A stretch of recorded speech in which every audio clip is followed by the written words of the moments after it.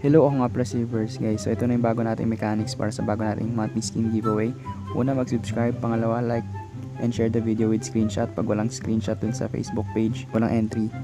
Comment I'm not a toxic player as many as you can. And then comment your IGN and ID number. So 1 to 5 winners tayo per month to sa inyong prizes natin. So yun lang. Kuya.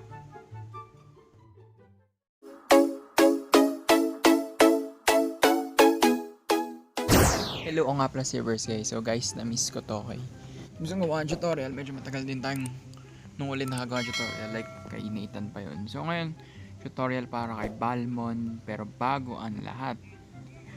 Okay, so please subscribe sa ating YouTube channel para alam nyo na makasali kayo sa ating skin giveaway. Okay? So marami tayong trial card nito. Pero nakuha natin tong isang skin na to. Elite skin to. Kundi Savage Hunter ata to. Pero yun. So, gamitin natin pwedeng Festival of Bloods or pwede ring ito, yung high and dry. Pero dahil offlane to, Festival of Bloods na lang. Okay, malakas kasi mga KS to eh. So yun guys, and again, abangan nyo, may mga items tayo na i-review. Isang flex to na item, gagawin natin yun ng teaser. Tapos, may mga paparating pa tayo na items. Okay, so, abangan ninyo yung mga tech reviews natin. Okay, so yun guys, so, upgrade na natin siya. Ay, sorry, kalaban pala yan. Okay, so first skill nito, hindi ko nagkamal dash. Okay, so may counting damage pa rin naman yung dash na yun. Pero more on dash lang talaga siya. Okay, tingnan natin. Pero may slow effect na ata. You immediately stop and slow the enemy. Okay, so okay. So kapag tinamaan pala no, may counting slow effect. Tingnan natin normal what. So okay nga, nagdash ng ganyan. So may yun, may parang stop effect. Although hindi naman talaga siya sobrang stop kung papansin lang ngayon. Diba parang yun, gugulatin lang ganun. And then second skill guys, ito pala ng effects ng skin na to.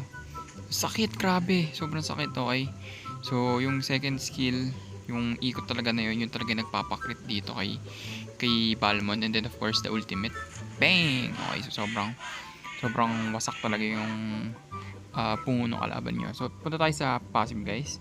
Yung passive niya, Balmond recovers 8% of his max HP upon minion or creep kill and 20% upon an enemy hero kill. So imagine niyo kung naka-killing spree pa kayo.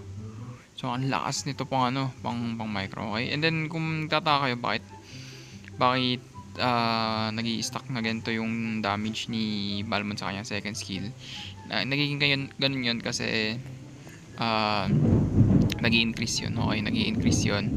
And pwedeng maging critical. Okay, so yung increase na damage dito most probably, actually hindi lang pwede kasi almost critical yung nangyayari yun. So malaking bilog yung lumalabas. So or malaking digits yung lumalabas. So technically critical talaga yun. So in terms of skill combo naman, tingnan natin kung yung first skill ni Balmond is burst ba. So hindi burst. Okay, hindi burst. Ulit natin. Okay, so single target lang talaga. Ito. Ay, parang burst na. Hindi, parang kung ay, natin natin dito. So yun, medyo burst siya. Pero kailangan dikit na dikit. Pero kung hindi talaga dikit na dikit, single target lang yung matatamaan. Pero ito yung burst, yung second skill niya. And then, of course, the boo! Then bang, may niya kagad. So yun guys, so sobrang sakit ito ni Balmond. Imagine niyo ito no item pa tayo. Tingnan niyo yung cooldown.